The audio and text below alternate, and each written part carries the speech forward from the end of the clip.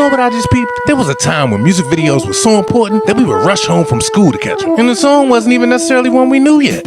All you knew was what time the show started and, of course, the host. Speaking of which, I'm Sal G. And somehow, rushing home for a music video made perfect sense. Or maybe you didn't catch it here. Perhaps you was tuned in over here. Either way, we was just waiting to see which way our favorite videos moved in the countdown. Or maybe just watching total strangers standing outside of Times Square losing their mind because a music video was about to premiere. And a lot of society had no idea this even existed neither. This was a time when music videos weren't just content or countdown shows. They were full-on spectacle events. And the people presenting them became celebrities in their own right. And that's what tonight's episode is really about. Not about the rise of music videos, but the rise of those countdown shows that no longer exist, yet live on for eternity in our memory. Also the people that brought them to life, you know, the hosts, along with the entire culture around them. And how all of it disappeared seemingly overnight, because at one point, music videos got so big, they didn't just have television shows dedicated to counting them down. They had entire channels dedicated to them. Think about how insane that is in retrospect. We would actually watch television programs about music videos, and we loved every second of it. Now, before we get there,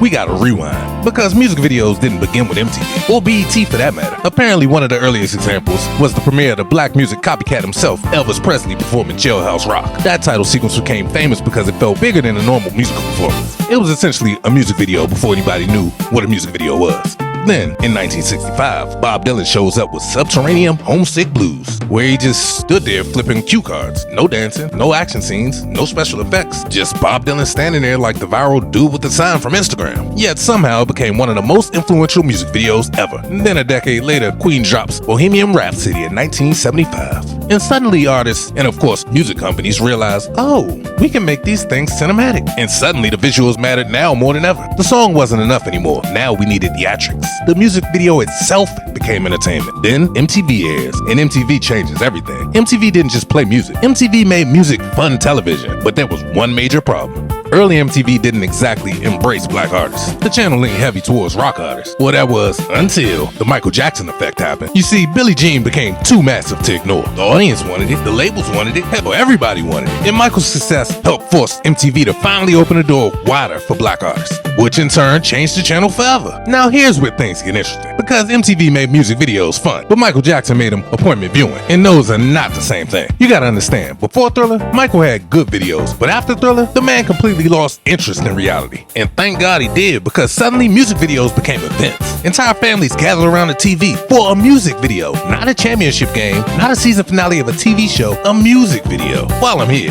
I gotta talk about how Michael's video concepts got, well, increasingly ridiculous. Let's take Thriller for instance. First, he's watching himself on a movie date in which he turns into a werewolf. Then they leave the theater early because she's terrified, only for him to actually turn into a zombie in real life. And then out of nowhere, there's a whole crew of zombies ready for an epic dance number, which ends in her dreaming the entire time. And then Mike wakes her up, puts his arm around her, looks back at camera and smiles. And everybody just accepted it. Nobody questioned anything. Probably because we were too busy trying to learn to dance.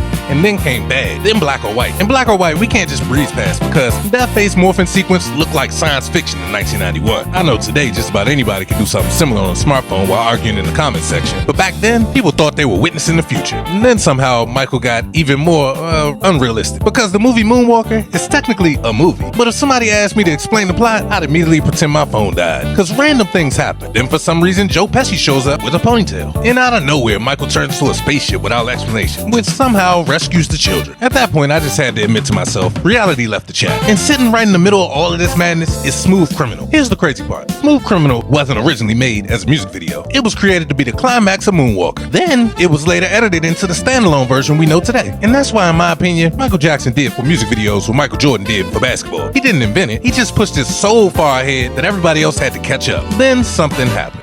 The music video became bigger than the channel, and the channel became bigger than artists, which, no pun intended, morphed us into the golden age. You see, the late 90s and early 2000s was the era of countdown TV. You know, the TRL, the 106 in Park, pop-up video, behind the music, and let's not forget about The Basement, better known as Rap City. There were entire shows built around music videos. And this is where the story gets fascinating, because eventually the host became the stars too. Carson Daly wasn't just the host, he was Carson Daly. Sway was, well, Sway. AJ and Free weren't just introducing videos, they were celebrities. And Big Tigger was Rap City, and our local radio host, shout out to WPGC 95.5. I mean, the shows got so big that 106 had a competition show to find the next host that ended up being Terrence J and Roxy. Anywho, these folks became part of the culture. People tuned in for them. You knew their names, their personalities, their catchphrases, hell, even their opinions. The hosts became trusted guides for what was cool, and honestly, that's something we lost. Algorithms replaced hosts. Now an app decides what you should watch. Back then, a human being did. TRL felt like a giant party happening in Times Square. 106 felt like the coolest room in America, especially after school. That wasn't just a countdown. That's where the culture met every afternoon. And if your video reached #1, that mattered. People argued about it, celebrated it, debated it. The rankings felt important because we all actually had to wait to see them. I think before I finish breezing through that era, let me take a second to mention a channel that felt like it started it all, and that was The Box. Yep, good old channel 19B. The Box was basically YouTube before YouTube. Well, sorta, because instead of clicking a button, you had to spend actual money. You'd call, pay to request a video, and wait,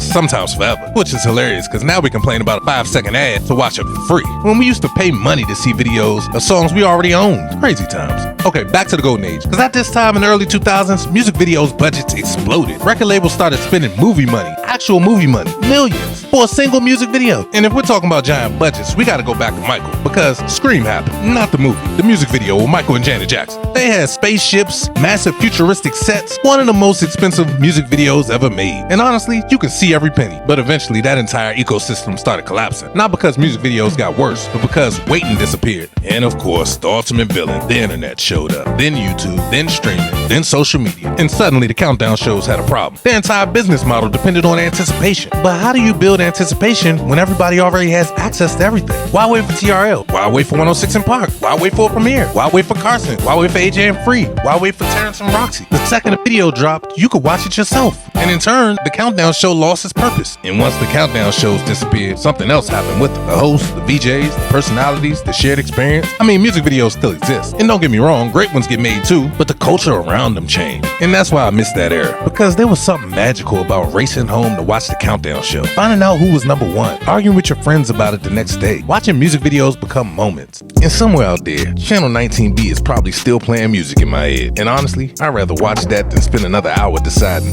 what to watch. Man, y'all like, comment, and share, and y'all take care. Peace.